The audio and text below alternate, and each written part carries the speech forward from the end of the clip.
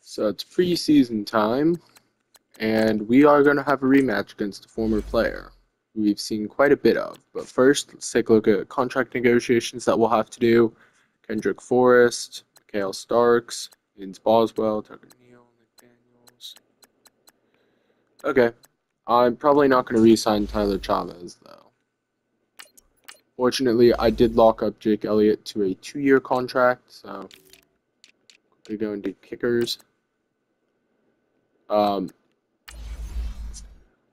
as you can see here, locked up to a 2-year contract, making decent money too for a 40-year-old kicker. Did Justin Tucker finally retire? Is he still kicking around? He's 45, I think. Yeah, he's finally retired. Well, there's no way he doesn't not make the Hall with, what, nearly 30 years of experience, or however many years he had of experience. He had a lot. So now the oldest players are Jake Elliott, Lamar Jackson, Russell Rayner. Only 2 non-CPU generated players left. Jake Elliott and Lamar Jackson. Is Deshaun Watson retired? How long has Russell Rayner? 2019. So he's been around since, I think, the very first year of the auto draft, or the CPUs. So he's been around for a very long time. Not much longer, though. And what team did I trade him to again? The Raiders? Nope, he's with the Vikings still. No, it wasn't him who I traded. It was their other quarterback. The other dude. Actually, I think I'm thinking of Hunter Croyle. He's been around for 13 years, but still 3 less than Russell Rayner.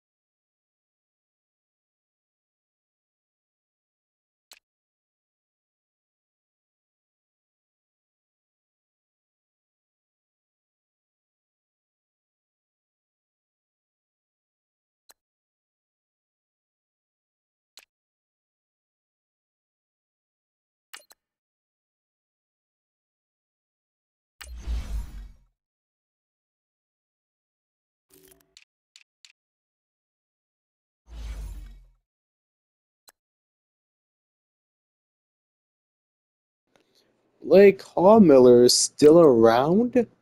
Yo, I didn't realize he was still playing. It's like he's lost a bit of weight too. Or at least according to that picture. See, didn't he look kind of more like Austin Petery? The CPU generated picture?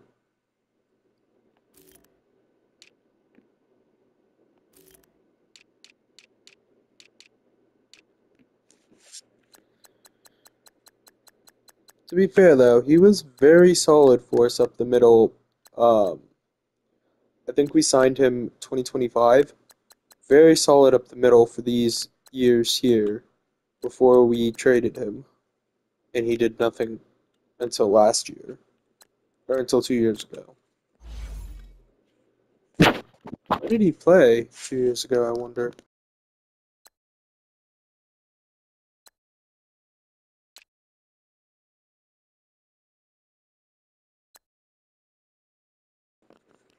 Rematch with Cameron Okung.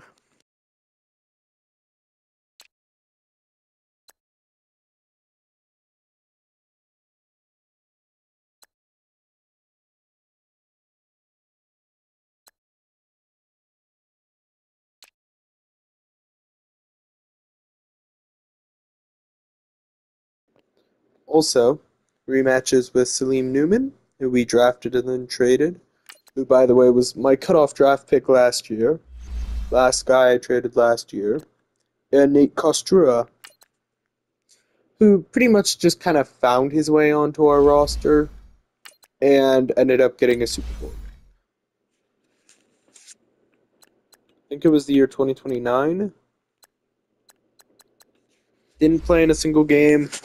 Was listed as a backup, worst player on the team. Just kind of lucked out. Got a ring and got a ring.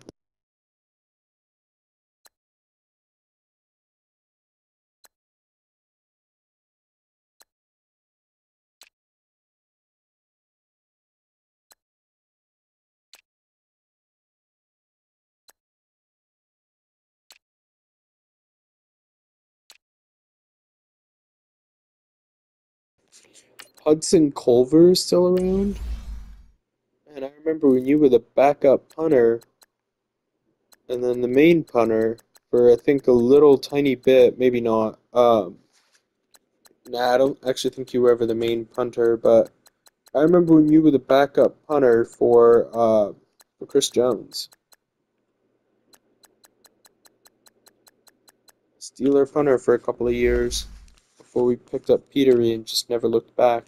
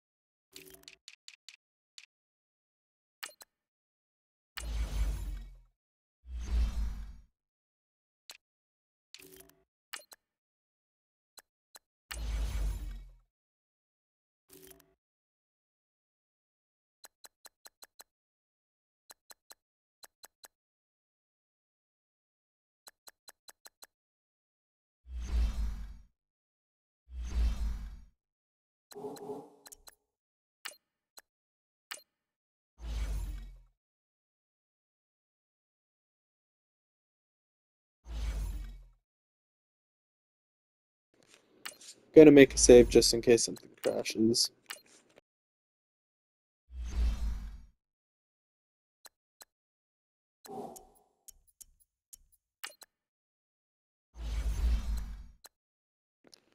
Let's see how Eason plays on his new team.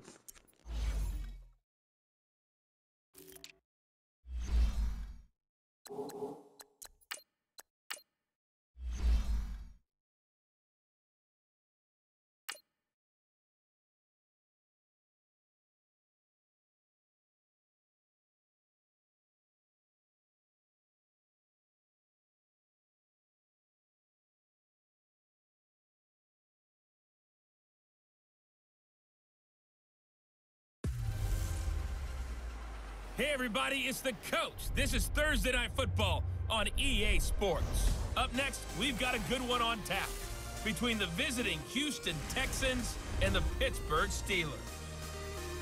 I'll see you again at halftime as we preview some of the action coming up on Sunday. But for now, it's Thursday Night Football. And on the call, as always, it's Brandon Godden and Charles Davis. All right, Coach. EA Sports coverage of the NFL brings us to the steel capital of the world, Pittsburgh, PA, at Heinz Field. The scene a few moments ago, here it is. It's unlike any other in sport as both teams made their way out of the tunnel. These folks are fired up as their guys are ready to do battle between the Houston Texans and the Pittsburgh Steelers. With Charles Davis, I'm Brandon Gaudin. Charles, we look at this Steeler ball club entering play, and I don't think from what we saw down on the field before the game there's any doubt they're ready to roll. They pass the eye test, don't they? This team looks fired up and ready to play. Meanwhile, for our visitors, the Texans, an early season tilt, and when it's an early season tilt, should be ready to roll. Well, let's face it, the aches and pains haven't really set in yet, and both teams eyeing a really good start to get things going.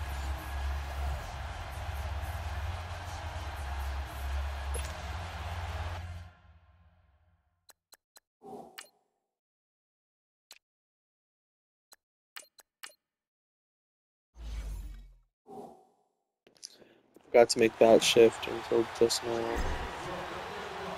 With fall around the corner, football is back, America, and we're underway on EA Sports. This is taken about 7 yards deep, and he'll elect not to return this one, so they'll bring it out to the 25 on the touchback. So out come the Texans for their opening drive. And they'll be led out by the man running the show, Charles, their quarterback. I read something prepping for this game that he said prior to, and I think he really said it a few months ago, where he talked about he wants to have the type of season that at the end, he's buying gifts.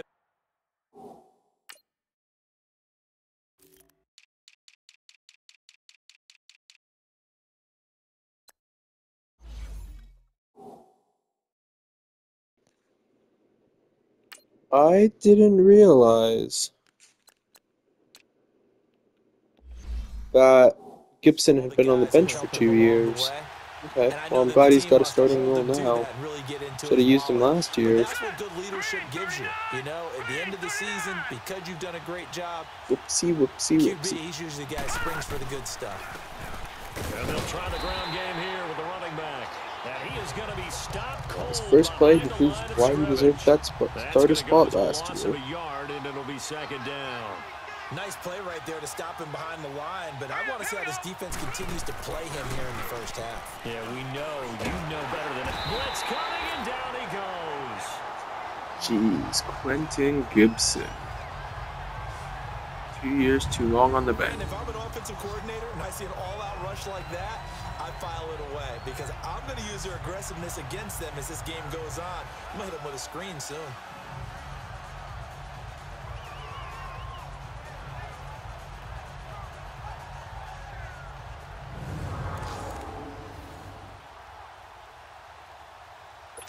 I don't think this is the script they had in mind for their opening drive. This is 3rd and long. Here we go. Off the play fake, he'll look to throw. Throw left side complete. That's great. And they work this well upfield across the 45. God dang it. That goes for a gain of 31. Nice catch right there. Brings to mind the sentence, when in doubt, find your veterans. We used to laugh back in the day when they would call guys like him crafty veterans. You get up in your 30s, you're still playing receiver, but you're around that long at that position, you're doing something right. Just remember this. When he was young, he thought the crafty veteran was simply a guy who couldn't run anymore. Now he understands a little bit better. And this O-line, it is the lifeblood of the offense. They established the tone. Mean, nasty, physical. They can't wait to get after people. That allows the rest of the offense to feel confident.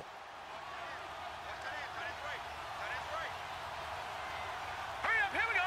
Boom, landed. Here's a play fake as they set up to throw. Oh, he's got a man wide open, complete. And he'll go down, but not before getting this inside the 30.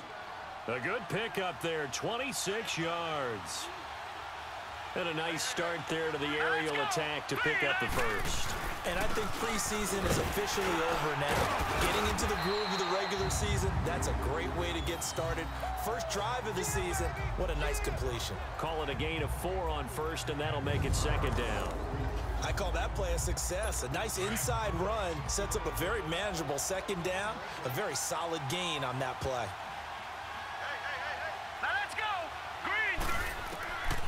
Now a shotgun snap as they'll look to throw. And he's going to go down. They sack him back right around the 30. Charles, a little bit of feast or famine on this drive. They moved the ball okay, but they've been sacked twice now. And they've got to figure out how to plug that leak a little bit, right? Keep them away from the quarterback because when he's not being hit, as you mentioned, they're moving the ball well. Well, the pressure too great, and he goes down once more. And that is the 3rd sack this offensive line has allowed this first quarter. Man, my secondary got pummeled on those 2 plays. On those 2 passing plays, that was bad. I know he's not going to go for that. I wonder if it's going to reshape what they decide to do on offense in terms of play calling. That's going to be roughing the kicker. Got him in the feet on accident. Right down behind center. Running into the kicker. Defense. Well, they're lucky. If that was roughing, it would have been a 1st down. Instead, still 4th. But now it brings up a decision, doesn't it? Wait, they declined it? What are you doing, Texas? That's just a dumb move. Not by much. It was leaking. Why would you take the field goal when you got a fresh set of downs? And it's now 3-0 Texans. So I just missaw and there was something else that happened. But the field goal does get them the first points of the night. And 3 points, not to be underestimated. How about this, right? You're on the road, you're under the lights, national television audience. This is not a dress rehearsal, partner. This is for real. And a pretty nice opening statement. So out come the Steelers now for their first drive. And leading them out there, their 6'5" quarterback. And I liked what his head coach told us about him this week, that no matter what happens, whether he throws 7 interceptions or 7 touchdown passes, he's the same assertive leader in the huddle on each and every play. He can throw the 7 interceptions, just blame the football, blame anything else, and still carry himself like he is the man. It's like you, assertive in our production meetings. Well, especially when we're talking about ordering dinner, ordering I was just going to say. That's where I go. And down he goes, but he takes it up to the 40. First play of the drive going for 14 and a 1st down. Coming in, he really liked his chance of having a big year based on a terrific offseason.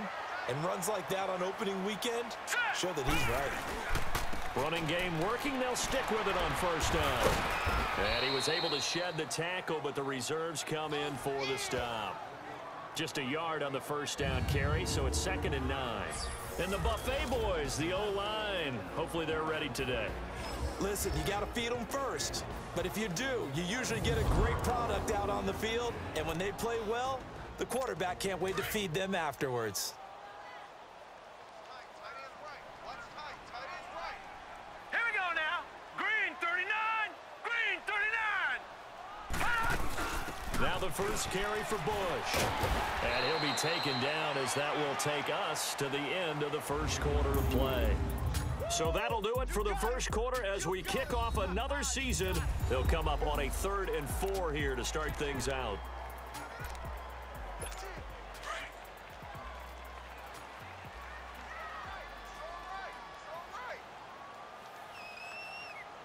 All right, here we go. He'll look to throw. Quick throw that's complete on the inside slant. Edaug-Ethanb's first catch as a Pittsburgh Steeler is a 9-yard reception for a first down. Brilliant way to start it. This has to go down as one of the simpler routes in the playbook, but oh so effective. Nice completion there. Keeps the sticks moving. Here we go now. Blue line. They'll run it now out of the gun. And he's going to be met at about the 43. 2 yards on the pickup there. It'll be 2nd and 8. They tried a quick hitter inside, but that one was swallowed up because what they're hoping, this big defensive lineman will take the bait and move laterally and open up a crease that they can run through. Didn't happen on that play. Looking left side, and he's got a man. That's McKinney. And they'll be inside the 35 now at the 34-yard line. What a methodical drive this is.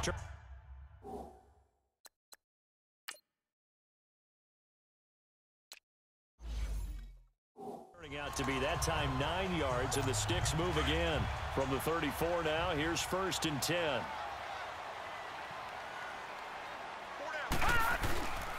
And they'll run it here. Space to run past the 20. And he's all the way down to the 6-yard line. That one Brilliant sidestep from West Gentry to get within 10 yards. Now the question is, can you break through for the TD? First one of the season. Can they bounce back after that type of a run, that type of momentum against them, and find a way to slow down this offense? They'll try and run for it on 1st and goal. So a nice job to break the 1 tackle, but not much daylight after that as he's brought down. 5 yards, a good run there, and now 2nd and goal.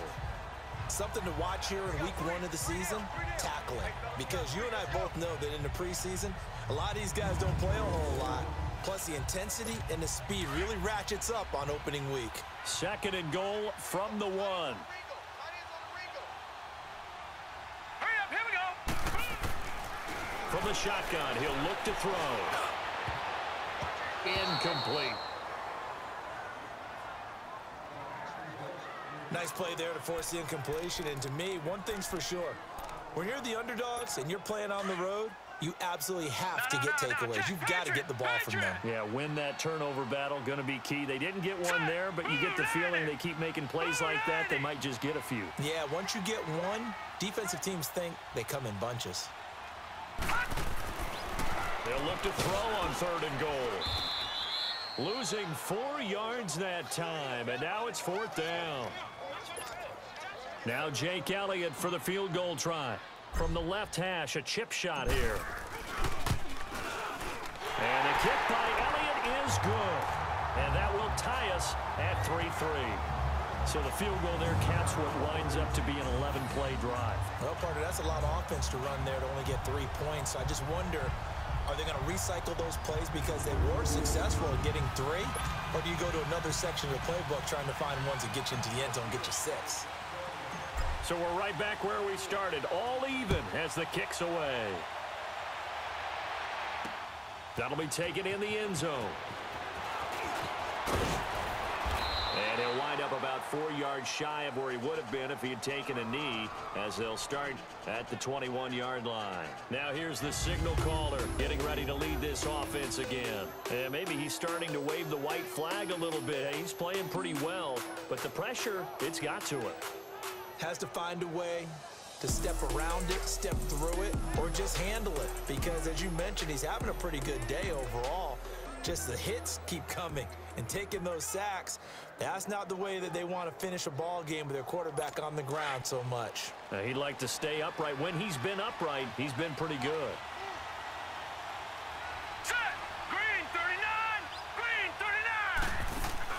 They go play action here on first down. And some space here. Wide open receiver complete. And Where was Lee Powell on that play? He was off in Neverland. So from the 43-yard gain. He's thrown 100 yards on 3 passes. My secondary is just getting destroyed. Coming up at halftime, it's the season debut of the coach, Jonathan Coachman, in Orlando, as we look ahead to all the action coming up this opening weekend. Of course, we'll also take a look back at this first half. Over the middle, it's complete. And he'll work it inside the 30 to the 29-yard line. 7 yards, the pickup on the pitch and catch. Boy, the evolution of the game and how these guys on plays like that can get out of the pocket, keep plays alive, it just makes things so much harder for defenses. It really does, and we're talking about an era in the game where the quarterbacks are the most athletically gifted that we've seen in a bunch. I mean, when you talk about collectively, it's unbelievable. So their ability to move is practiced now. It's not necessarily, oh, he just took off and you guys figure it out. When he takes off, everyone knows where to go now. They know how to run routes, change things, make themselves presentable for the quarterback. We break up a singular pass. He's 6 for 6 with 120 passing yards. That's a problem. For a second there, I thought that might break big. Screen pass, looked like it was coming together, looked like there was an opening. Still, ended up with a solid game. That's complete, right around the 8. And he's able to work it here to the 8-yard line. 9 yards on I'm sorry, where's my secondary? First and goal. Where's my secondary? All the time on this drive, 5 for 5, and now first and goal. Feels like a case of until they stop us, we might as well keep running the offense that we like to run. Don't change up and do something different just because you think you need to. Eluding the pressure right. Now before this second down play, we'll get whistles and a timeout as they get the stoppage with just under 50 seconds remaining in half number 1. Good yardage on first down. Now can they punch it in on second and goal? All right, here we go. They'll set up to throw. Buying time to his left. And he's in. It's a Houston Texans touchdown. And that touchdown gives them a touchdown lead before they attempt the extra point. What a great way to end the half. Yeah, great job to put themselves in front. And now, see on the sideline, special teams defense scrambling, saying we want to preserve this for the final moments of this second quarter. Extra point right down the middle. And the lead is now 10-3. This is fielded a couple yards deep. And he'll wind up getting an extra couple yards here for his trouble as he'll bring this one out to the 27. And Pittsburgh getting set to take the field. And what do you think goes on here in this situation? If you got the football, you're trailing, you're back in your own territory with just a little time. Do you try something? You're thinking about jump-starting your team, right? You just mentioned it. They're down. They're trying to get back into the game. But you've got to figure, if something goes wrong, you may have put yourself in a spot where you may not be able to come back in the second half. That's caught inside the 20. And into the end zone. Without Russ Gentry, we would be losing. And it a great play there. 73 yards. And the Steelers are an extra point away from tying this thing it would up. be horrible at halftime, I should say. Because you know Mikey T is just going to be yelling at for how badly they were playing. Thanks for pointing that out. Here I am going ahead and tapping out the first half. There's still time. They've got to make a decision about what they want to do on the kickoff, or they want to let their return guy touch it.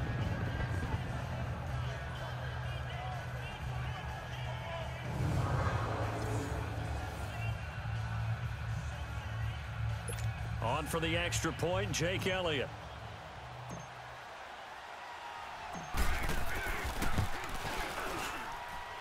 Elliott good on the extra point, and that is going to tie our game as we approach halftime.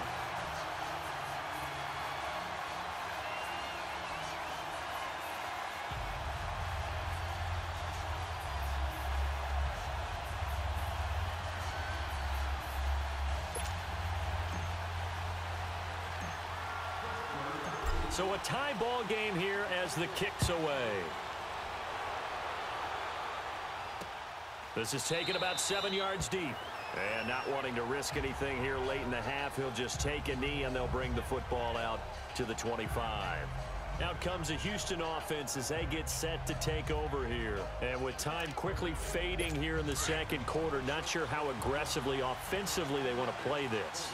I think we'll find out just how much they trust their guys in this situation if they decide to take a shot. And he'll fight forward to about the 27-yard line. Give him a couple on the carry there, 2nd and 8. One thing to keep in mind, partner, especially in the second half, when you've got a running back of this size, of these dimensions, I can just tell you, attrition does set in for a defense because you're excited about hitting him in the first half. Maybe not so much in the second half, and some of these shorter gains turn into bigger runs later.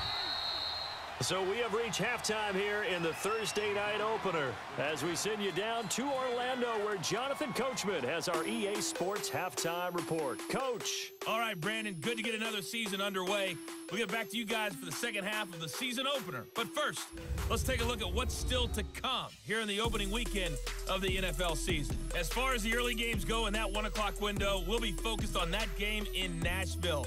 A big one for the Titans as they'll take on the visiting Baltimore Ravens. Good stuff to follow on the West Coast in the afternoon window. One being out in Oakland, where it'll be the Raiders taking on the Chicago Bears. And lastly, on Monday Night Football, this will be one to tune in for, as they've got a good one lined up between the Jacksonville Jaguars and the Indianapolis Colts.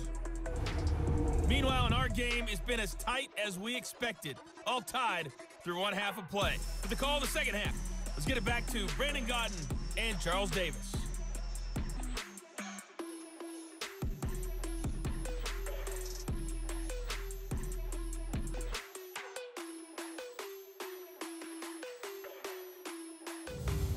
All right, Coach, thank you, and we welcome everyone back for quarter number 3.